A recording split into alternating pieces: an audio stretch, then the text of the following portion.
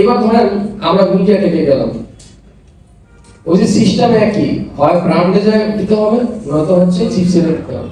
এখন আমি এই ফাইলটা লোড দিলাম, কেমন 15 প্রো, ডাবল ক্লিক করলাম, দেখেন এইখানে কোনো ইনফরমেশন নাই।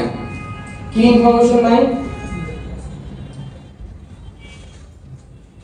একটু ভালো করে খেয়াল করেন, এখানে শুধু এইখানে শুধু আপনার 112 আছে আর হচ্ছে 6765 আছে।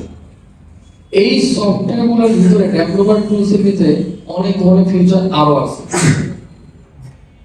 ধরেন আমি এখন এটা চালাবো না, এটা নেট ছাড়া চলবে না।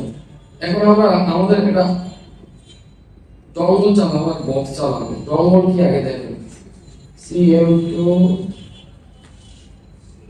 দেখেন, এই কার্ডটির মতো